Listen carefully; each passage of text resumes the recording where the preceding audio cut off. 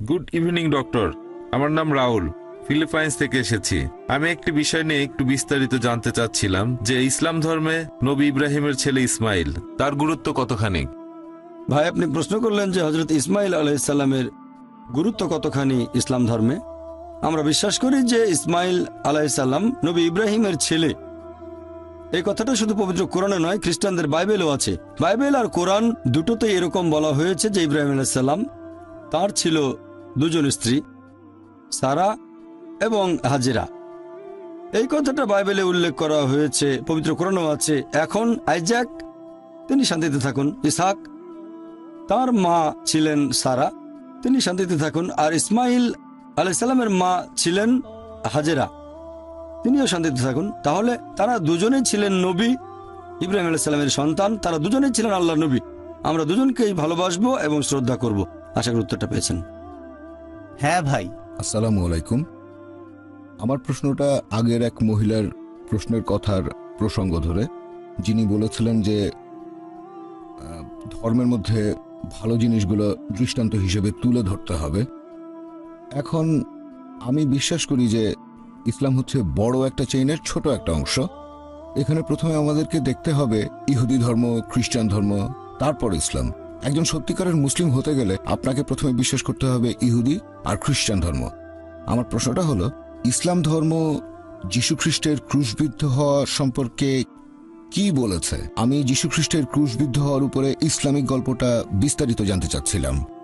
আর আমার মনে হয় যদি এই ব্যাপারগুলো পরিষ্কারভাবে ব্যাখ্যা করা যায় তাহলে আমাদের মধ্যে আর তেমন কোনো পার্থক্য থাকবে না, মাঝখানের দূরত্বটাও অনেকখানি কমে যাবে। ভাই, আপনি প্রশ্ন করলেন, এখানে একটা প্রশ্নের ভেতরে দুটো অংশ।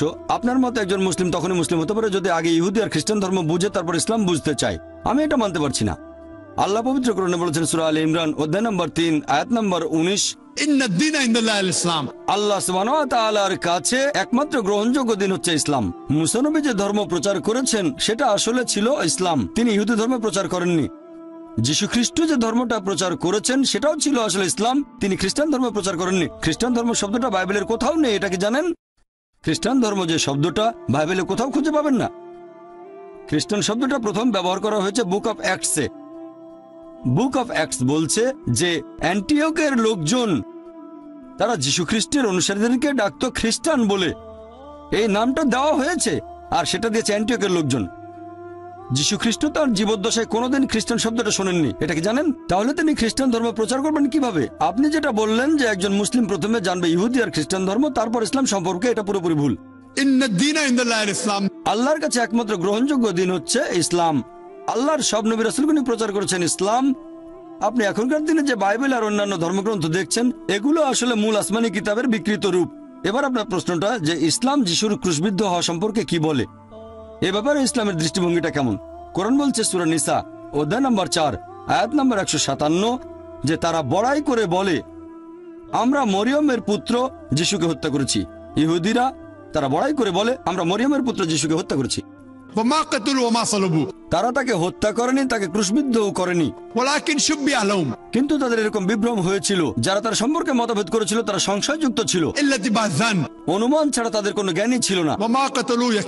আর এটা ছিল নিশ্চিত যে তারা তাকে হত্যা করেনি। তাহলে পবিত্র কোরআন অনুযায়ী ইহুদিরা বড়াই করে বলেছিল তারা যিশু আলাইহিস সালামকে হত্যা করেছে, তবে তারা তাকে হত্যা করেনি, তাকে ক্রুশবিদ্ধও করেনি, কিন্তু তাদের এরকম বিভ্রম হয়েছিল। যারা মতভেদ করেছিল তারা সংশয়যুক্ত ছিল, অনুমান ছাড়া তাদের কোনো জ্ঞান ছিল না। এটা নিশ্চিত তারা তাকে হত্যা করেনি। তাহলে পবিত্র কোরআনের ভিত্তিতে আমরা বিশ্বাস করি যীশু খ্রিস্ট ক্রুশবিদ্ধ হয়ে মারা যাননি। মানুষের এরকম বিভ্রম হয়েছিল। আমি একটা বিতর্ক করেছিলাম যে যীশু খ্রিস্ট কি সত্যি ক্রুশবিদ্ধ হয়েছিলেন। ক্রুসিফিক্সন মানে কোনো ব্যক্তি ক্রুশবিদ্ধ হয়ে মারা যাওয়া। সেই বিতর্কে আমি প্রমাণ করেছিলাম যে যীশু খ্রিস্ট আসলে ক্রুশবিদ্ধ হয়ে মারা যাননি। এটার কোনো ইংরেজি শব্দ নেই যে একজনকে ক্রুশবিদ্ধ করা হয়েছে কিন্তু সে মারা যায়নি। তাই আমরা নতুন একটা শব্দ চালু করেছি, ক্রুসিফিকশন। FICTION, ফিকশন, ফিকশন না, FIXION না। আমরা বিশ্বাস করি এটা হলো ক্রুসিফিকশন, CRUCIFICTION, তবে ক্রুসিফিকশন না, FIXION। আমি সেই বিতর্কে প্রমাণ করেছিলাম যে তিনি ক্রুশবিদ্ধ হয়ে মারা যাননি। এখানে একটু সংক্ষেপে বলি যাতে খ্রিস্টান ভাই বোনেরা বুঝতে পারেন। অল্প কথা এখানে প্রমাণ করে দেখাচ্ছি যীশু খ্রিস্ট ক্রুশবিদ্ধ হয়ে মারা যাননি। তিনি ক্রুশবিদ্ধ হয়ে মারা যাননি। একবার যীশু খ্রিস্টকে জিজ্ঞেস করা হলো, লোকজন বলল, হে প্রভু, আমাদের কিছু নিদর্শন দেখান। এটা পাবেন বাইবেলে গসপেল অফ ম্যাথিউ অধ্যায় নম্বর 12 অনুচ্ছেদ 38। যীশু বললেন, তোমরা পাপী আর ব্যভিচারী জাতি, আমার কাছে নিদর্শন দেখতে চাচ্ছ? কোন নিদর্শনই দেখানো হবে না, শুধুমাত্র ইউনুসের নিদর্শন বাদে। যেভাবে ইউনুস ছিলেন 3 দিন এবং 3 রাত একটা তিমি মাছের পেটে, সেই একইভাবে মানবপুত্র থাকবেন 3 দিন এবং 3 রাত পৃথিবীর বুকের ভেতরে। এখন যারা খ্রিস্টান ধর্মের অনুসারী, তারা ইউনুসের নিদর্শনটা জানেন। ওল্ড টেস্টামেন্টের বুক অফ জোনা, এটা মাত্র 1 পাতার বই, 2 পৃষ্ঠা। যদি কোনো খ্রিস্টানকে ইউনুসের নিদর্শন সম্পর্কে জিজ্ঞেস করেন, তিনি আমাদের বলবেন, নবী ইউনুসকে আল্লাহ তাআলা বলেছিলেন যে তুমি নিনেভ শহরে যাও, কিন্তু তিনি আল্লাহর আদেশ অমান্য করে চলে গেলেন জপায়। তারপর যখন তিনি জাহাজে ভ্রমণ করছেন, তখন হঠাৎ ঝড় উঠল। আর তখন মানুষজন এরকম চিন্তা করত যে হঠাৎ ঝড় উঠেছে, তার মানে নিশ্চয়ই কেউ আল্লাহ তাআলার আদেশ অমান্য করেছে। সবাই ভয় পেয়ে গেল। তখন ইউনুস আলাইহিস সালাম এগিয়ে এসে বললেন, আমি আল্লাহর আদেশ অমান্য করেছি। তখনকার দিনে মানুষ এরকম বিশ্বাস করত যে দোষী ব্যক্তিকে যদি সমুদ্রে ফেলে দেওয়া হয়, সমুদ্র শান্ত হয়ে যাবে। তাই জাহাজের লোকজন তখন ইউনুসকে সমুদ্রে ফেলে দিল। যখন তারা ইউনুসকে সমুদ্রে ফেলেছিল, তখন তিনি জীবিত না মৃত? জীবিত না মৃত? জীবিত। জীবিত ছিলেন। তারপর যখন তিনি সমুদ্রের পানিতে, সাধারণত ঝড়ের মধ্যে এরকম উত্তাল সমুদ্রে একজন মানুষ পড়লেই মারা যাবে, কিন্তু ইউনুস মারা গেলেন না, তিনি শান্তিতে থাকুন, বেঁচে থাকলেন। তখন একটা মাছ এসে তাকে গিলে ফেললো। যখন মাছটা তাকে গিলে ফেললো, তখন তিনি জীবিত না মৃত? জীবিত। তখনও জীবিত। তিনি মারা গেলে নিদর্শন হতো না। বেঁচে আছেন, এটা হচ্ছে নিদর্শন। 3 দিন আর 3 রাত ধরে সেই মাছটা সাগরে ঘুরে বেড়ালো। ভেতরের মানুষটা দম বন্ধ হয়ে মারা যাওয়ার কথা, কিন্তু মারা গেল না, এটাই নিদর্শন। মাছটা বমি করে তাকে বের করে দিল সমুদ্রের তীরে। মারা যেতে পারতেন, কিন্তু মারা গেলেন না। এটা আসলে খুবই আশ্চর্য একটা নিদর্শন। সমুদ্রে ফেলে দেওয়া হলো, তিনি মারা গেলেন না। একটা মাছ এসে তাকে গিলে ফেললো, মারা গেলেন না। 3 দিন 3 রাত সেই মাছের পেটের ভেতরে থাকলেন, কিন্তু মারা গেলেন না। মাছটা বমি করে তাকে বের করে দিল, তিনি মারা গেলেন না। খুবই আশ্চর্যজনক একটা নিদর্শন। যীশু খ্রিস্ট তার নিজের মুখে বলেছিলেন যে যেভাবে ইউনুস 3 দিন এবং 3 রাত ছিল তিমি মাছের পেটে, সেই একইভাবে মানবপুত্র 3 দিন এবং 3 রাত থাকবেন পৃথিবীর বুকের ভেতরে। একজন খ্রিস্টানকে জিজ্ঞেস করেন, যীশু খ্রিস্ট যে সময় সমাধিকক্ষে ছিলেন, ধরে নিলাম 3 দিন 3 রাত ধরে, তখন তিনি জীবিত না মৃত? তিনি তখন জীবিত না মৃত? খ্রিস্টানরা উত্তরে বলবে তিনি ছিলেন মৃত। তাহলে তো এটা পরস্পর বিরোধী। যিশু যদি ইউনুসের নিদর্শন নিয়ে ভবিষ্যৎবাণীটা পূরণ করতে চান, তাকে থাকতে হবে জীবিত। এখানে এই একটা প্রমাণ দিয়েই, যদিও আরো অনেকভাবে প্রমাণটা করতে পারি যে যীশু খ্রিস্ট বা ঈসা আলাইহিস সালাম ক্রুশবিদ্ধ হয়ে মারা যাননি, তিনি ছিলেন জীবিত। তাহলে এটার ভিত্তিতে আমরা খ্রিস্টানদের বাইবেল দিয়েই প্রমাণ করতে পারি যে যীশু খ্রিস্ট কখনোই ক্রুশবিদ্ধ হয়ে মারা যাননি। তিনি এখানে ভবিষ্যৎবাণীটা একেবারে পরিষ্কার করে বলেছেন যে তোমাদের কোনো নিদর্শন দেখানো হবে না, শুধুমাত্র ইউনুসের নিদর্শন বাদে। যেভাবে ইউনুস 3 দিন এবং 3 রাত ছিলেন তিমি মাছের পেটে, একইভাবে মানবপুত্র 3 দিন এবং 3 রাত থাকবেন পৃথিবীর বুকের ভেতরে। আপনারা যদি ভালো করে খেয়াল করেন যে 3 দিন আর 3 রাত, এটাও কিন্তু পূরণ হয়নি। শুক্রবারে যিশুকে ক্রুশবিদ্ধ করা হলো, শনিবার আরম্ভ হওয়ার আগেই তাকে নামানো হলো, তারপর তাকে সমাধিকক্ষের ভেতরে রাখা হলো। সেখানে রাখা হলো শুক্রবার রাতে, শনিবারে সারাদিন তিনি সেখানে, শনিবার রাত, রবিবার সকালে তিনি আর নেই। তাহলে হচ্ছে 2 রাত 1 দিন, 3 দিন 3 রাতের ভবিষ্যৎবাণীটাও এখানে পূরণ হচ্ছে না। তবে নিশ্চয়ই তিনি তার এই ভবিষ্যৎবাণী পূরণ করেছেন যে ইউনুসের মতো যিশুকে জীবিত থাকতে হবে। আমি এই বাইবেল থেকে বিভিন্ন রকম যুক্তি দিয়ে প্রমাণ করেছি যে যীশু খ্রিস্ট ক্রুশবিদ্ধ হয়ে মারা যাননি। আমার ভিডিও ক্যাসেট দেখেন। একবার বিতর্ক করেছিলাম এক আরব খ্রিস্টানের সাথে, ইরাকি খ্রিস্টান। যিশু কি সত্যি ক্রুশবিদ্ধ হয়েছিলেন সেখানে প্রমাণ করেছি তিনি ক্রুশবিদ্ধ হয়ে মারা যাননি, আল্লাহ উপরে তুলে নিয়েছেন। আশা করি উত্তরটা পেয়েছেন। আপনি প্রশ্ন করলেন যে তাকওয়া জিনিসটা কি?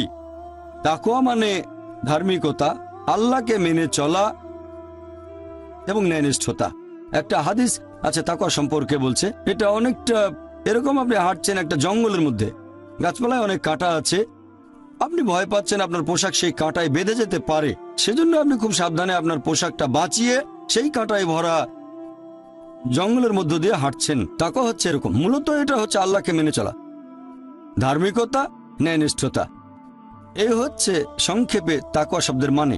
আমি এখন আপনাদের দাওয়াত দিচ্ছি যেহেতু আপনি আমার লেকচারগুলো দেখেছেন আর শুনেছেন গত 6 বছর ধরে, আরেক বোনও শুনেছেন কয়েক বছর, দুজনেই থাকেন বোম্বে শহরে, আমি আপনাদের দাওয়াত দিচ্ছি, আমন্ত্রণ জানাচ্ছি এই দ্বীনুল হকে, এই সত্যের ধর্মে। আমি আল্লাহর কাছে দোয়া করছি আপনাকে যেন আল্লাহ হেদায়েত করেন, আর ইনশাল্লাহ ইনশাল্লাহ আল্লাহ তাআলা যেন আপনাদের হেদায়েত করেন, আপনিও যেন তাকে অর্জন করতে পারেন, মানে আল্লাহকে মেনে চলা আর ধার্মিকতা। আশা করি উত্তরটা পেয়েছেন। হ্যাঁ ভাই। আপনি বাইবেলের উদ্ধৃতি দিতে গিয়ে একেবারে শাব্দিক অর্থ করে ফেলেছেন যে বাইবেল আমাদের এই শিক্ষা দিচ্ছে। আর আমি যতটুকু জানি যে গত কয়েকশো বছর ধরে বাইবেলের বিভিন্ন রূপক গল্প, সেগুলোর শাব্দিক অর্থগুলো এখন আর ধরা হয় না, এর পেছনের অর্থটাই হলো আসল। আমার প্রশ্নটা হলো যে ইসলাম ধর্মে কি এরকম কিছু করার চেষ্টা হয়েছে যেখানে শাব্দিক অর্থটা ধরা হবে না, বরং এর পেছনের অর্থটাকে গ্রহণ করা হবে, কোরআনে যেসব কথা বলা হয়েছে?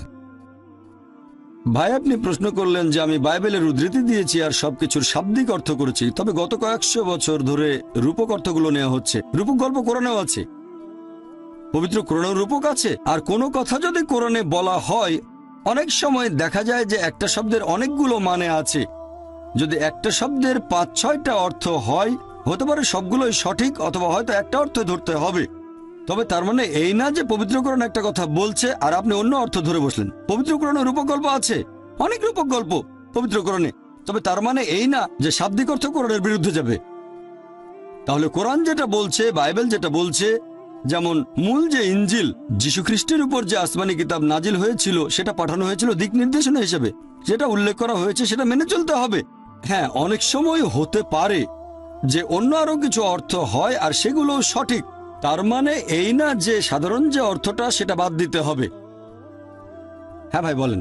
আমি উদাহরণ দিচ্ছি, যেমন আপনি লেভিটিকাসের উদ্ধৃতি দিয়েছেন আমাদের পোশাকের ব্যাপারে, যেটা আছে খ্রিস্টান ধর্মে, তবে পরবর্তীতে যীশু খ্রিস্ট বলেছেন শুধু শালীনতা বজায় রাখতে, আমরা শালীন হয়ে চলব। এখনকার দিনে খ্রিস্টানরা শাব্দিক অর্থটা নাও নিতে পারে, পুরো শরীর ঢাকছে না, অথবা তারা ঢিলাঢালা পোশাক পরছে না। আমরা আধুনিক সমাজে বাস করি, এখানে শালীনতার অর্থ অন্যরকম হতে পারে, এইরকম আর কি। খুব সুন্দর। আমি আসলেই আপনার প্রশ্নটা পছন্দ করেছি। আপনারা প্রশ্ন করলে আমি উত্তর দেওয়ার যথাসাধ্য চেষ্টা করব। ভাই একটা উদাহরণ দিলেন যে আমি লেভিটিকাস থেকে বলেছি, আসলে লেভিটিকাসের উদ্ধৃতি না, বলেছিলাম ডিউটেরোনমি অধ্যায় 22 অনুচ্ছেদ 5, যেখানে শালীনতা সম্পর্কে বলা হয়েছে 1 তিমথি অধ্যায় 2 অনুচ্ছেদ 9, তারপর 1 করিন্থিয়ান্স অধ্যায় 11 অনুচ্ছেদ 5 থেকে 7 শালীনতা।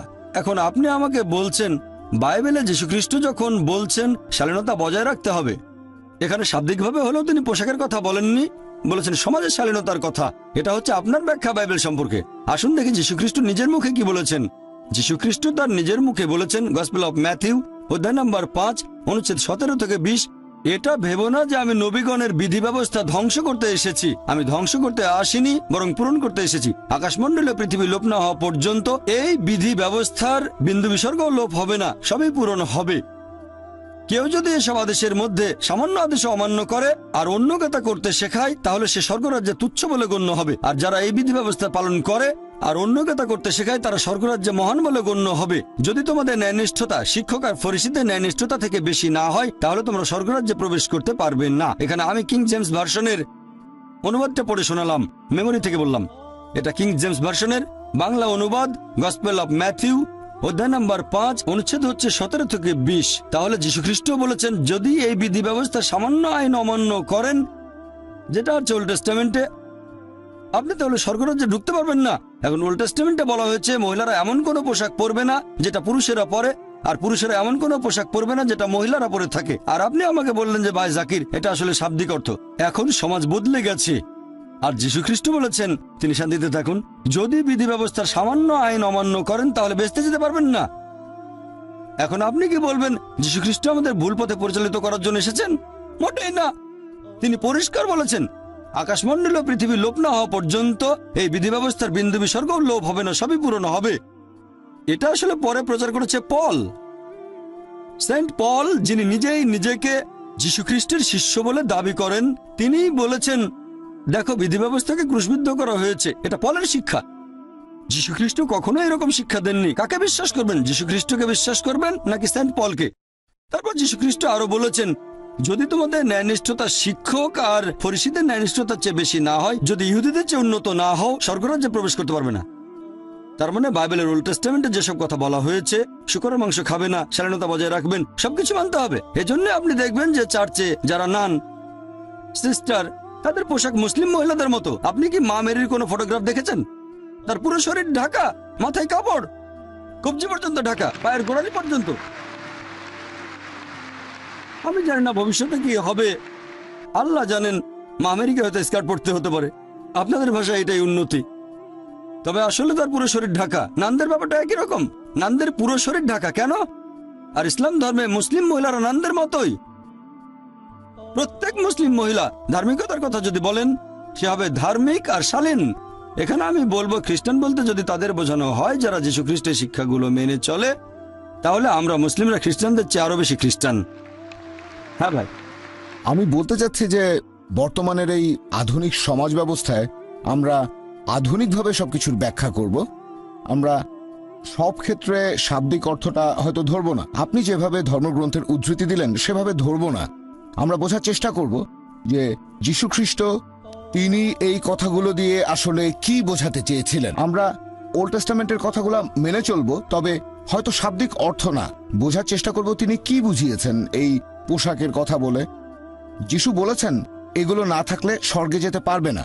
এখন আধুনিক একজন মানুষ, সে হয়তো এই কথাটাকে অন্যভাবে ব্যাখ্যা করতে পারে, অন্যভাবে দেখতে পারে। ভাই আপনার কথাটা যদি মেনে নেই যে প্রত্যেক যুগে নতুন ব্যাখ্যা দেয়া হবে, তাহলে এই বাইবেলের প্রয়োজনটা কি? কোরআনের প্রয়োজন কি?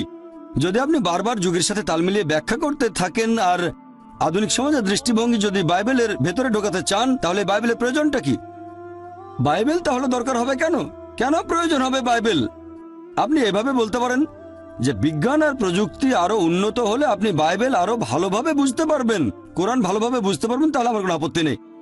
কিন্তু যদি বলেন আধুনিক সমাজ ব্যবস্থার উপর ভিত্তি করে আমরা নতুন ব্যাখ্যা করব, কোরআন আর বাইবেলের এটার কোনো মানেই হয় না। আল্লাহ আমাদের সৃষ্টিকর্তা, তিনি জানেন কোনটা আমাদের জন্য ভালো। আপনি বলতে চাচ্ছেন আল্লাহকে এটা জানেন না, আল্লাহকে ছোট করে দেখছেন। এটার মানে আপনি বলতে চাচ্ছেন যে আল্লাহ জানেন না সমাজ ব্যবস্থায় পরিবর্তন আসে।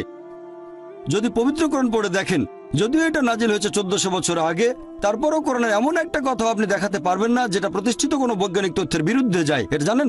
বিজ্ঞান দিনে দিনে যতই উন্নত হোক, জ্ঞান বিজ্ঞানের মানুষ যতই উন্নত হোক, তারপরও কোরআনের একটা কথাও ভুল প্রমাণ করতে পারবে না। হয়তো চিন্তা ভাবনা করার জন্য একটা নতুন ধারা পাবো। যদি বিজ্ঞান উন্নত হয়, তাহলে আমরা হয়তো কোরআনের কিছু কথা আরো ভালো করে বুঝতে পারবো। এখনো বিজ্ঞানে আমাদের জানাটা খুবই সীমিত, সেজন্য কোরআনের বেশ কিছু আয়াত এখনো হয়তো আমরা বুঝতে পারি না। তার মানে এই না যে আধুনিক সমাজ ব্যবস্থার সাথে তাল মিলিয়ে সেই কথাটার একটা ব্যাখ্যা দিয়ে দেবেন। যতই আধুনিক সমাজ বদলাক, বিধি ব্যবস্থা একই রকম থাকবে। মহিলারা হিজাব পালন করবে, পুরুষরা দৃষ্টি সংযত রাখবে। কানাডার মতো ঘটনা ঘটবে না, সেখানে এখন পুরুষ পুরুষকে বিয়ে করে। ইসলাম ধর্ম সবসময় সংখ্যাগরিষ্ঠতায় বিশ্বাস করে না, বিশ্বাস করে সত্যকে। সত্য জিতবে, বিজয়ী হবেই। আর যীশু খ্রিস্ট নিজের মুখেই বলেছেন, সত্যকে খোঁজো, সত্য তোমাকে মুক্তি দেবে। আমরা এমন গণতন্ত্রে বিশ্বাস করি না। হয়তো আজকে বললেন ঠিক আছে সমকামীরা বিয়ে করতে পারবে, তারপর শালীনতা বদলে গেছে, মহিলারা কম কাপড় পরবে। এগুলো হচ্ছে মানুষের বানানো আইন। আমাদের সবাইকে সৃষ্টি করেছেন আল্লাহ তাআলা, তিনি জানেন আমাদের জন্য কোনটা ভালো আর কোনটা খারাপ। সেজন্য ধর্ম মানে একটা জীবন দর্শন। আমরা আল্লাহ তাআলার দিক নির্দেশনাগুলো মেনে চলি, শুধুমাত্র তাহলে সত্যের পথে থাকবেন। আশা করি উত্তরটা পেয়েছেন। হ্যাঁ বোন। আসসালামু আলাইকুম, আমার নাম আয়শা, ফিলিপাইন্স থেকে এসেছি। আমার একটা প্রশ্ন আছে। আমি 1 বছর আগে মুসলিম হয়েছি। আমি আসলে আলহামদুলিল্লাহ, আমি আসলে কয়েকটা বিষয় নিয়ে বলতে চাই। 1 নম্বর, আমি দেখেছি যে বেশিরভাগ মুসলিম তারা অন্য ধর্মের দুর্বলতা বা সীমাবদ্ধতাগুলো নিয়ে কথা বলে থাকে। আমরা কেন ভালো জিনিসগুলোকে দৃষ্টান্ত হিসেবে তুলে ধরছি না তাদের সামনে? আজকে আপনার লেকচারে যেমন শুনলাম, আমরা খ্রিস্টানদের চাইতে উন্নত। বর্তমানে আমি ইসলামিক সেন্টারে পড়াশোনা করছি। সেখানে আমাদেরকে এভাবে শেখানো হয়েছে যে একজন মানুষ কখনোই অন্য আরেকজন মানুষকে বিচার করতে পারে না। একমাত্র আল্লাহ সুবহানাহু ওয়া তাআলাই বলতে পারেন যে অমুক লোকটার অন্তর ভালো, সে ভালো লোক, পৃথিবীর কোনো মানুষ বিচার করতে পারে না। আপনি এই ব্যাপারে কি বলবেন? বোন, আপনি প্রশ্ন করলেন যে একমাত্র আল্লাহ তাআলাই বিচার করতে পারেন আমাদের অন্তর। আমি আপনার সঙ্গে একমত। আপনি বললেন যে আমরা কেন এভাবে বলি যে আমরা তুলনায় উন্নত, আমরা ভালো জিনিসগুলো উপস্থাপন করব। বোন, আমি আজকের লেকচারে যেটা করেছি, আমি খ্রিস্টান ধর্মের ভালো জিনিসগুলো নিয়েছি। আমি খ্রিস্টানদের উদ্দেশ্যে বলেছি যে যদি আপনারা যীশু খ্রিস্টের দেয়া শিক্ষাগুলো মেনে চলেন তাহলে সেটা হবে ভালো। আমি তাদের উপরে তুলেছি, তাদেরকে ছোট করতে চাচ্ছি না। আপনি আমার কথাগুলো বুঝতে পারেননি। আমি আসলে বোঝাতে চেয়েছি, যখন এই কথাটা বলেছিলাম যে খ্রিস্টান বলতে যদি তাদের বোঝায় যারা যীশু খ্রিস্টের শিক্ষাগুলো ভালোভাবে মেনে চলে, তাহলে আমরা মুসলিমরা খ্রিস্টানদের চেয়ে আরো বেশি খ্রিস্টান। কোরআনের আয়াত মেনে আমি বলার চেষ্টা করেছি, تعالوا إلى كلمة سواء بيننا وبينكم। এসো সেই কথায় যা তোমাদের ও আমাদের মধ্যে এক। আমি কখনোই বলিনি যে আমরা তাদের চেয়ে উন্নত, বলেছি বাইবেলকে তাদের চেয়ে বেশি মানি, এটাই বলেছি। তারপর বলেছি আপনারাও কেন বাইবেলের কথাগুলো মেনে চলেন না, অন্তত সেগুলো মানেন যেটা কমন।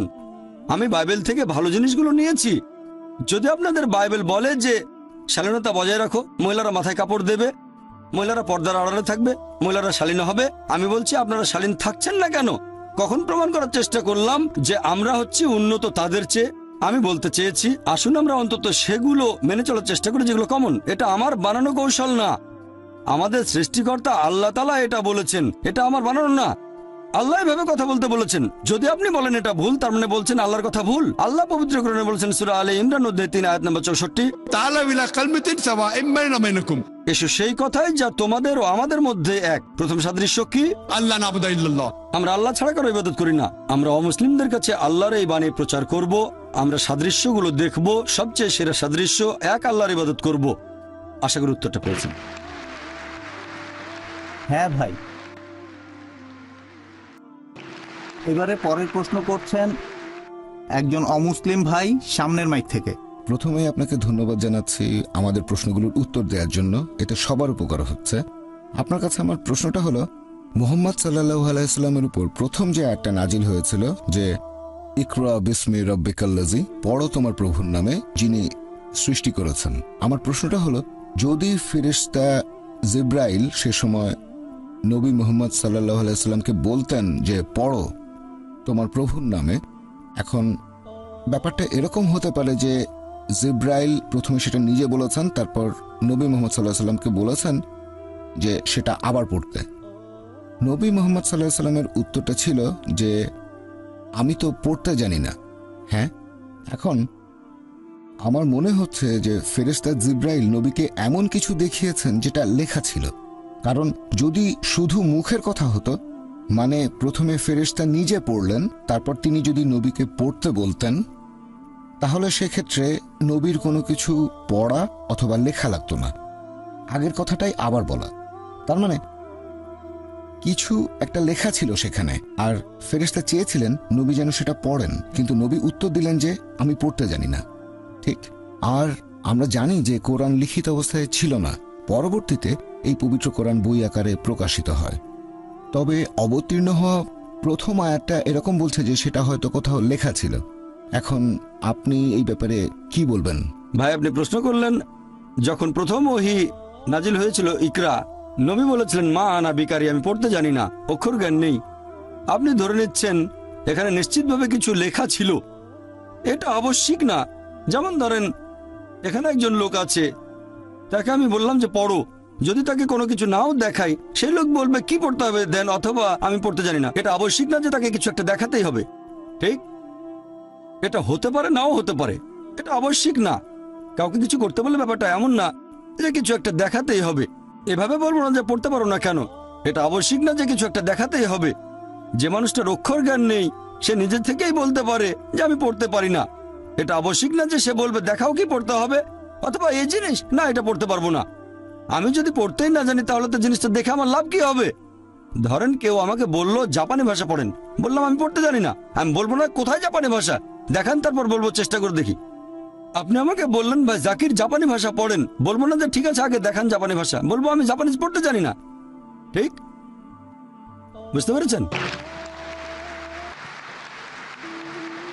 এখন থেকে আমরা একটা প্রশ্ন করব চিরকুটে, তারপরের প্রশ্নটা মাইকে। পরের প্রশ্ন, এই প্রশ্নটা করেছেন ভাই রাজেশ। কোরআন আল্লাহ তাআলার পবিত্র গ্রন্থ, এটা লিখেছেন আল্লাহ নিজেই। যদি বাইবেলের অনেক কথা কোরআনের সাথে মিলে যায় তাহলে বাইবেলের লেখক কে? একই বিষয়ের উপর আরও একটা প্রশ্ন করা হয়েছে। এই প্রশ্নটা করেছেন মিসেস খান। আমাকে একজন প্রশ্ন করেছে, যেহেতু বাইবেল আগে এসেছে, কোরআন সেখান থেকেই লেখা হয়েছে, অনেক কিছু নকলও করা হয়েছে, দয়া করে এটার একটা উত্তর দিবেন। প্রথম প্রশ্নের ব্যাপারে বলতে গেলে যে পবিত্র কোরআন যদি আল্লাহর বাণী হয় আর বাইবেলের অনেক কথা কোরআনের সাথে যদি মিলে যায়, তাহলে এই বাইবেলের লেখককে আল্লাহ তাআলাই কি বাইবেল লিখেছেন? আমরা বিশ্বাস করি যে কোরআন আল্লাহ তাআলার বাণী। এখন যেটা কোরআনের কথার সাথে মিলে যায় সেই অংশটাকে আমরা আল্লাহর বাণী বলে মেনে নিতে কোনো রকম আপত্তি করব না। তার মানে এই না যে পুরো বাইবেলই আল্লাহ তাআলার বাণী। আমরা বিশ্বাস করি যে ইনজিল হলো সেই আসমানি কিতাব যেটা নাজিল করা হয়েছিল যীশু খ্রিস্টের উপর। তবে সেটা ছিল একটা নির্দিষ্ট সময় এবং নির্দিষ্ট জাতির জন্য। আল্লাহ সুবহানাহু ওয়া তাআলা এটাকে সংরক্ষণ করে রাখেননি। কিন্তু কোরআন হলো সর্বশেষ আর চূড়ান্ত আসমানি কিতাব। আল্লাহ কোরআনে বলেছেন সূরা হিজর অধ্যায় নম্বর 15 আয়াত নম্বর 9, আমি কোরআন অবতীর্ণ করেছি এবং অবশ্যই আমি এর সংরক্ষক। তার মানে এই পবিত্র কোরআন হলো ফুরকান, যেটা দিয়ে সঠিক আর বেঠিকের পার্থক্য করা যায়। কোনো কথা কোরআনের সাথে মিলে গেলে আমরা বলবো এই অংশটাকে আল্লাহর বাণী বলে মেনে নিতে আমাদের কোনো আপত্তি নেই। যদি আমাকে জিজ্ঞেস করেন যে এই বাইবেলের লেখক কে, এখনকার দিনের খ্রিস্টান বিশেষজ্ঞরা বলেন যে বাইবেলের বইগুলো লিখেছেন বিভিন্ন লেখক। বাইবেল শব্দটা এসেছে গ্রিক শব্দ বিবলোস থেকে, অনেক বই মিলে একটা বই। বর্তমানের বাইবেল আমার মতে আর বিশেষজ্ঞগণের মতে একটা মিশ্রণ। এখানে কিছু কথা আছে যেগুলো আল্লাহ তাআলার বাণী, তার মানে ইনজিলের ছিটেফোঁটা আছে। এখানে নবী রাসূলগণের কিছু কিছু কথা আছে, এছাড়াও এখানে ঐতিহাসিকদের কথা আছে। দুর্ভাগ্যজনকভাবে এর মধ্যে কিছুটা পর্নোগ্রাফিও আছে। একটা মিশ্রণ। কে লিখেছেন? অনেক মানুষও বাইবেলের কিছু অংশ লিখেছে। খ্রিস্টান বিশেষজ্ঞরা বলেছেন জন, ম্যাথিউ। আসলে গসপেল জনের মত অনুযায়ী, গসপেল ম্যাথিউর মত অনুযায়ী, গসপেল লুকের মত অনুযায়ী, আর কোরআন আমাদের বলছে সেই গসপেল যেটা যীশু খ্রিস্টের মত অনুযায়ী। আমরা বিশ্বাস করি ইনজিলে যেটা নাজিল হয়েছিল যীশু খ্রিস্ট বা ঈসা আলাইহিস সালামের উপর। তবে এখনকার বাইবেল পাবেন গসপেল ম্যাথিউর মত অনুযায়ী, গসপেল মার্কের মত অনুযায়ী, গসপেল লুকের মত অনুযায়ী, গসপেল জনের মত অনুযায়ী। আমরা বিশ্বাস করি সেই গসপেলে যেটা যীশু খ্রিস্টের মত অনুযায়ী। এমনকি খ্রিস্টান বিশেষজ্ঞরাও বলেন এই বাইবেল লিখেছে বিভিন্ন মানুষ। তাহলে আমরা পুরো বাইবেলটাকে মানতে পারি না আল্লাহ তাআলার বাণী বলে। এবারে দ্বিতীয় প্রশ্নটা নিয়ে বলি। এক বোন প্রশ্ন করেছিলেন, তাকে একজন বলেছে পৃথিবীতে বাইবেল এসেছে প্রথমে আর কোরআনের কথা বাইবেল থেকে নকল করা হয়েছে। হ্যাঁ, এরকম একটা সম্ভাবনা থাকতেই পারে। আরেকটা সম্ভাবনা এরকম, যদি দুটোর মধ্যে সাদৃশ্য থাকে, হয়তো বই দুটোর উৎস একই, তাহলে বাইবেলের কিছু অংশের কথা কোরআনের কথাগুলোর সাথে মিলে যায়। এখন বাইবেলের যে অংশ পবিত্র কোরআনের সাথে মিলে যাচ্ছে সেগুলোর উৎস হয়তো একই, তার মানে আল্লাহ সুবহানাহু ওয়া তাআলা। কিন্তু যদি বলেন যে কোরআন নকল করা হয়েছে, তাহলে একই যুক্তিতে বলা যায় যে যীশু খ্রিস্ট ওল্ড টেস্টামেন্ট থেকে নকল করেছিলেন। তখন খ্রিস্টানরা বলবে না। আমরা বিশ্বাস করি যে আসমানি কিতাবগুলোর মূল কথা সবসময় একই ছিল, তার মানে হচ্ছে তৌহিদ, এক আল্লাহতে বিশ্বাস করা। আসলে মূল কথাটা একই। কিন্তু ভেবে দেখেন, বাইবেলের মধ্যে প্রায় কয়েকশো বৈজ্ঞানিক ভুল আছে। আপনি যদি বলেন বাইবেল থেকে নকল করা হয়েছে, আর অনেকেই বলেন নাউজুবিল্লাহ যে নবী মুহাম্মদ সাল্লাল্লাহু আলাইহি ওয়াসাল্লাম কথাগুলো বাইবেল থেকে নকল করেছেন, তার মানে নবী মুহাম্মদ সাল্লাল্লাহু আলাইহি ওয়াসাল্লাম বাইবেলের যে কথাগুলো বৈজ্ঞানিক ভুল সেগুলো নেননি, তাহলে তো তিনি বড় বিজ্ঞানী। বাইবেল থেকে যদি নকল করেন, বাইবেল বলছে যে চাঁদের আলো তার নিজস্ব আলো। পবিত্র কোরআন বলছে চাঁদের আলো আসলে প্রতিফলিত আলো।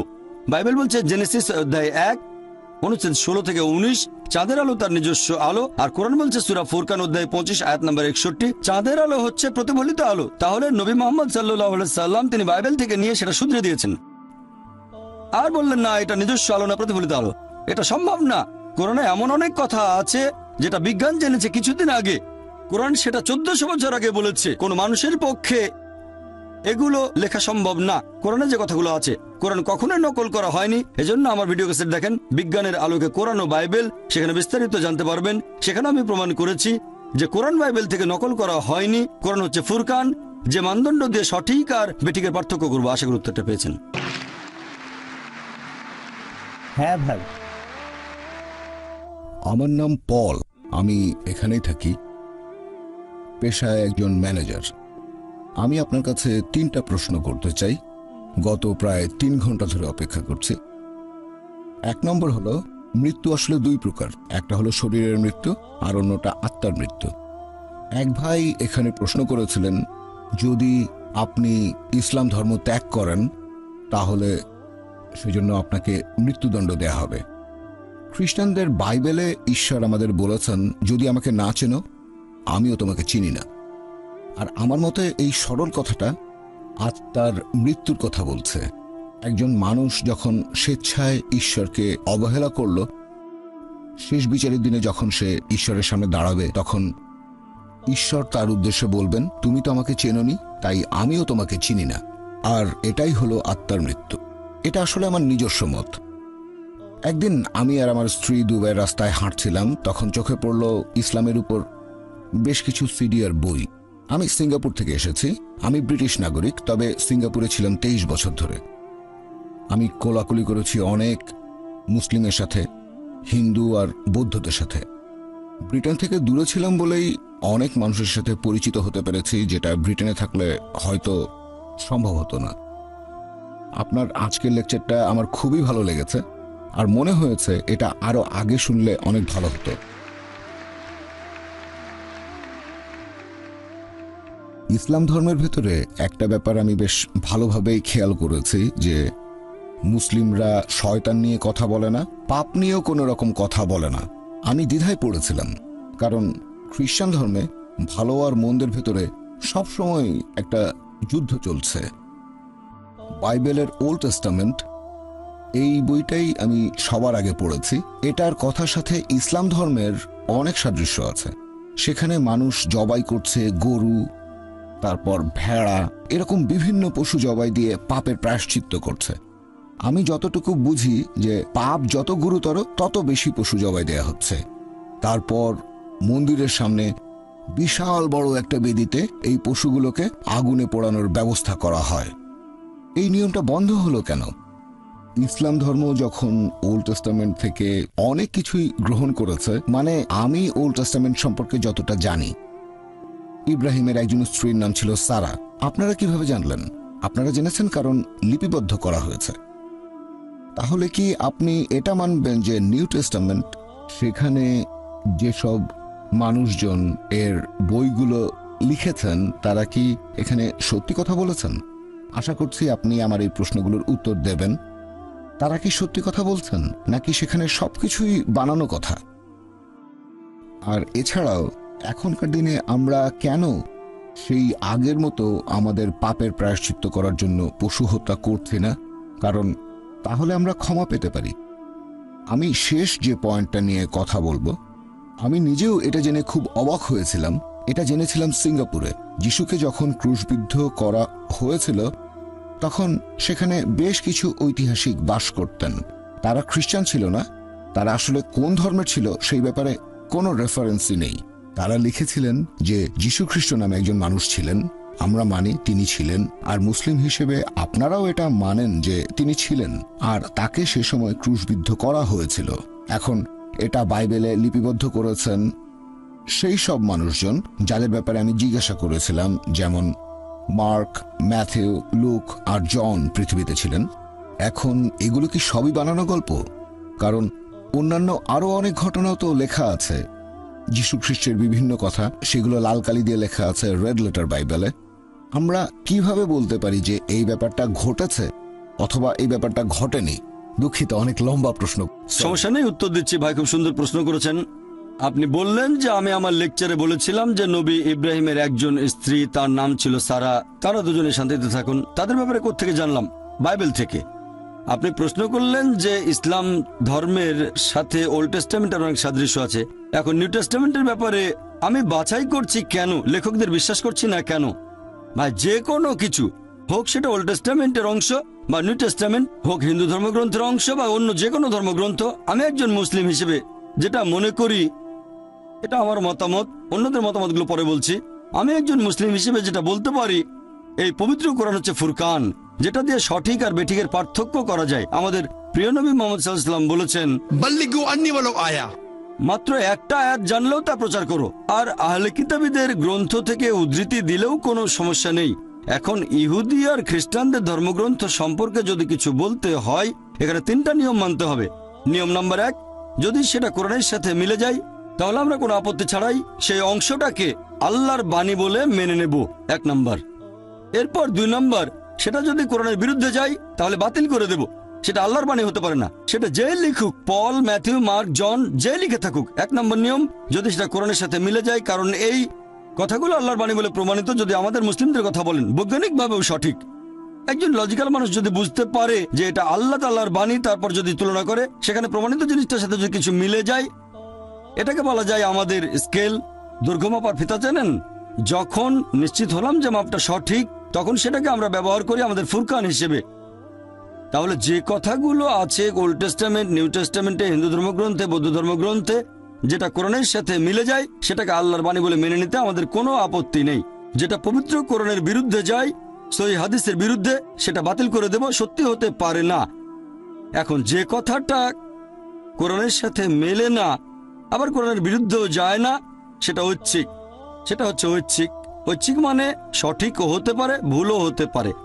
তাহলে যে কথাগুলো আছে বাইবেলের ওল্ড টেস্টামেন্ট আর নিউ টেস্টামেন্টে, সেটা কোরআনের সাথে মিলে গেলে আজকে যে কথাগুলো বলেছি 100%, এই কথাগুলোকে আল্লাহর বাণী বলে মেনে নিতে আমাদের কোনো আপত্তি নেই। এমন অনেক কথা আছে যেগুলো কোরআনের বিরুদ্ধে যায়। আমি ইসলাম আর খ্রিস্টান ধর্মের পার্থক্য নিয়েও একটা লেকচার দিতে পারি।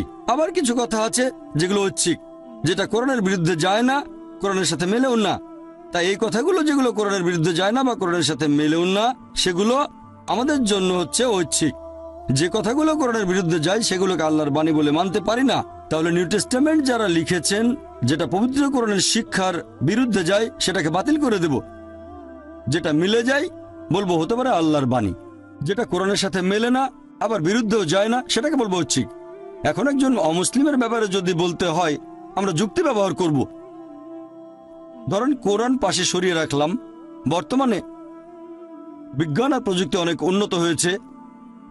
এখনকার যুগটা বিজ্ঞান প্রযুক্তির যুগ। এখন আপনি যদি বিজ্ঞান আর প্রযুক্তি দিয়ে বাইবেলকে পরীক্ষা করেন, তাহলে দেখবেন বাইবেলে কয়েকশো ভুল। বিশ্বজগৎ সৃষ্টি নিয়ে ভুল বলা হয়েছে। বাইবেল বলছে, একথা আগেও বলেছি, সর্বশক্তিমান ঈশ্বর জেনেসিস অধ্যায় 1 অনুচ্ছেদ 16 থেকে 19, তিনি দুটো মহাজাতি বানালেন। বড়টা মানে সূর্য দিনের বেলায় শাসন করবে, ছোটটা মানে চাঁদ রাজত্ব করবে রাতে। কিন্তু চাঁদের তো নিজস্ব কোনো আলো নেই, এটা বৈজ্ঞানিক ভুল, এই কথা ঠিক না। এরকম আরো অনেক ভুল আছে, অনেক। শুধুমাত্র জেনেসিসের 1 নম্বর অধ্যায়ে আপনি অনেকগুলো ভুল খুঁজে পাবেন। সেখানে অঙ্কের ভুলও আছে, অনেক বৈজ্ঞানিক ভুল আছে, অশ্লীলতা রয়েছে। কোরআন পাশে সরিয়ে রাখেন। এমনকি একজন সাধারণ মানুষও যদি মনটাকে খোলা রেখে বাইবেল পড়ে, তাহলে সেও বলবে যে এটা কখনোই আল্লাহ সুবহানাহু ওয়া তাআলার বাণী হতে পারে না। সেখানে অনেক বৈজ্ঞানিক ভুল আছে, পরস্পর বিরোধী কথা আছে, তারপর পর্নোগ্রাফি আছে। যে কোনো সাধারণ মানুষ যদি মনটাকে খোলা রাখে, তাহলে সে এগুলোকে আল্লাহর বাণী বলে মেনে নেবে না। বাকি কথাগুলো হবে ঐচ্ছিক। আমরা যাচাই করার ব্যাপারে এরকম কিছু নিয়ম মেনে চলি। আমি কম্পারেটিভ রিলিজিয়নের ছাত্র হিসেবে যখন কোনো ধর্মগ্রন্থ পড়ি, সেখানে একটা নিয়ম মেনে চলি। প্রথমে সেই ধর্মগ্রন্থ ভালো করে পড়ি, তারপর বিশ্লেষণ করি যে এই ধর্মগ্রন্থ কতখানি খাঁটি আর ভালো। এভাবে আমরা বাইবেলকে যাচাই করি। দেখবেন সেখানে অনেক ভুল আছে, অনেক পরস্পর বিরোধী কথা। যদি আপনার সাথে কোরআন নাও থাকে, তারপরও একজন সাধারণ মানুষ বাইবেলকে আল্লাহর বাণী বলে মেনে নিতে পারে না সামগ্রিকভাবে। তবে যেহেতু কোরআন বলছে যে যীশু খ্রিস্টের উপর আসমানি কিতাব নাজিল হয়েছিল, তাই আমরা বলবো যে কথাগুলো পবিত্র কোরআনের সাথে মিলে যায়, আমরা কোনো আপত্তি ছাড়াই সেটাকে আল্লাহর বাণী বলে মেনে নেব। আশা করি উত্তরটা পেয়েছেন। আংশিকভাবে আবার উত্তরটা দিয়েছেন। আমি আরেকটা বিষয় নিয়ে বলেছিলাম, সেটা হলো পাপ এবং শয়তানের প্রসঙ্গে। আমি যেটা বলতে চাচ্ছি যে ইসলামিক বিভিন্ন বইতে আমি এই ব্যাপারে কোনো কথাই খুঁজে পাইনি, যেমন পাপ ক্ষমা করা। আমাদের পাপ ক্ষমা করার যদি কোনো উপায় না থাকে, তখন আমরা কি করতে পারি সে বিষয়ে কোনো কথা। এটা আমার প্রশ্নের একটা অংশ। আচ্ছা, একবারে একটা প্রশ্ন করলে আমার জন্য ভালো হয়। হ্যাঁ, আপনি এখানে একটা ছোটখাটো লেকচার দিয়ে ফেলেছেন। আমি যথাসাধ্য চেষ্টা করছি আপনার উত্তরগুলো দিতে। আসলে অনেক লম্বা না না, কোনো সমস্যা নেই ভাই। আপনি আমাকে প্রশ্ন করলেন যে আপনি যেসব বইগুলো পড়েছেন সেগুলোতে পাপ সম্পর্কে কোনো কিছুই বলা হয়নি। আমি জানি না এখন আপনি কোন বইগুলো পড়েছিলেন। তবে যদি কোরআন পড়েন, পবিত্র কোরআনে পাপ সম্পর্কে বলা হয়েছে, দোজখের কথা আছে, শাস্তির কথা বলা আছে। আপনি যে বইগুলো পড়েছেন সেগুলো হয়তো কোনো বিষয়ের উপর, যেমন আজকের লেকচারে আমি পাপ নিয়ে কোনো কথাই বলিনি, কারণ আজকের বিষয় ইসলাম আর খ্রিস্টান ধর্মের সাদৃশ্য নিয়ে। তবে অন্যান্য লেকচারে পাপ সম্পর্কে বলেছি। আপনি যেসব বইগুলো পড়েছেন সেগুলো হয়তো ছিল কোনো নির্দিষ্ট বিষয়ের উপর, হয়তো সেখানে পাপের প্রসঙ্গ আসেনি। তবে যদি বলেন ইসলাম পাপ সম্পর্কে কিছুই বলেনি, এটা ভুল। তাহলে কোরআন বাইবেলের মধ্যে পাপ সম্পর্কে বলেছে। তবে কোরআন আর বাইবেলের মধ্যে পার্থক্য হচ্ছে চার্চ যে আদি পাপের কথা বলে সেটাতে কোরআন বিশ্বাস করে না। এই কথাটা আগেও বলেছি, তাই আরেকবার বলছি না। বাইবেলের কথাও আদি পাপের কথা বলা হয়নি, এটা প্রচার করে খ্রিস্টানদের চার্চ। তাহলে কোরআন আদি পাপ সম্পর্কে কিছুই বলেনি। আর বাইবেলের মতোই বাইবেল বলছে ইজিকিয়েল অধ্যায় 18 অনুচ্ছেদ 20, যে ব্যক্তি পাপ করবে সে মারা যাবে। পিতা তার পুত্রের শাস্তি ভোগ করবে না, পুত্র তার পিতার পাপের শাস্তি ভোগ করবে না। ভালো লোকের ধার্মিকতা তার নিজের হাতে, মন্দ লোকের মন্দ কাজও তার সাথে। একইভাবে কোরআন বলছে একজনের পাপের ভার আরেকজন বহন করবে না। যদি কোনো পাপ করেন আপনি দায়ী থাকবেন, অন্য কেউ সেটার ভার বহন করবে না। তাহলে কোরআন পুরস্কার নিয়ে কথা বলেছে, শাস্তি নিয়ে বলেছে, পাপ সম্পর্কে বলেছে, অনেক কথা। আমার লেকচারে যদিও পাপ শব্দটা উল্লেখ করিনি, তবে পরোক্ষভাবে পাপ সম্পর্কে বেশ কিছু কথা বলেছি। যদি মদ পান করেন সেটা হবে পাপ, শূকরের মাংস খেলে সেটা পাপ, যদি ব্যভিচার করেন সেটা পাপ। তবে আমি বলেছি ইতিবাচক ভঙ্গিতে, মদ পান করবেন না, শূকরের মাংস খাবেন না, ব্যভিচার করবেন না। তাহলে দেখা যাচ্ছে কোরআনও পাপ সম্পর্কে বলেছে। আশা করি আপনার উত্তরটা পেয়েছেন। এবারে পরের প্রশ্ন চিরকুট থেকে। প্রশ্নটা করেছেন সোয়েন বেন্সলার। আপনি বাইবেল থেকে অনেকগুলো রেফারেন্স দিলেন। আমি বলবো জনের 10:30, পিতা ও আমি আমরা এক। ভাই, আপনি বাইবেল থেকে উদ্ধৃতি দিলেন গসপেল অফ জন অধ্যায় 10 অনুচ্ছেদ 30, পিতা ও আমি আমরা এক। এখানে পিতা ও আমি এভাবে বলা হয়নি, বলা হয়েছে আমিও পিতা আমরা এক। পিতা ও আমি বলা হয়নি। এখন এই উদ্ধৃতি আমিও পিতা আমরা এক, কথাটা বুঝতে গেলে আপনাকে প্রসঙ্গটা জানতে হবে। কি জন্য এটা বলা হয়েছে যে আমি ও পিতা আমরা এক। প্রসঙ্গটা জানতে কয়েকটা অনুচ্ছেদ আগে যাব আমরা। বাইবেলের গসপেল অফ জন অধ্যায় 10 অনুচ্ছেদ 23, এখানে প্রসঙ্গটা বলা হয়েছে যে ইহুদিরা মন্দির চত্বরে সুলাইমানের বারান্দায় এসে জড়ো হলো, অনুচ্ছেদ 23। অনুচ্ছেদ 24 বলছে যে ইহুদিরা তখন যীশুখ্রিস্টের সামনে আসলো, তাকে জিজ্ঞেস করলো আপনি আর কতদিন আমাদের অনিশ্চয়তার ভেতরে রাখবেন? যদি আপনি মসীহ হন তাহলে স্পষ্ট করে বলেন। অনুচ্ছেদ 25 বলছে আমি তোমাদের বলেছি কিন্তু তোমরা সেটা বিশ্বাস করোনি। পিতার নামে যে অলৌকিক কাজ করি সেগুলোই তো আমার বিষয়ে সাক্ষ্য দিচ্ছে। অনুচ্ছেদ 26 বলছে তোমরা আমাকে বিশ্বাস করোনি কারণ তোমরা আমার মেষের পাল নও। অনুচ্ছেদ 27 বলছে আমার মেষেরা আমার কথা শোনে, আমাকে অনুসরণ করে। অনুচ্ছেদ 28 বলছে আমি তাদের অনন্ত জীবন দেই, আমার হাত থেকে তাদের কেউ কেড়ে নিতে পারবে না। অনুচ্ছেদ 29 বলছে আমার পিতা তাদেরকে আমায় দিয়েছেন, তিনি সবার চেয়ে মহান, কেউ পিতার হাত থেকে কিছুই কেড়ে নিতে পারবে না। আমিও পিতা আমরা এক। তাহলে প্রসঙ্গ অনুযায়ী এর মানে উদ্দেশ্য এক। অনুচ্ছেদ 28 বলছে আমার হাত থেকে কেউ তাদের কেড়ে নিতে পারবে না। অনুচ্ছেদ 29 বলছে আমার পিতা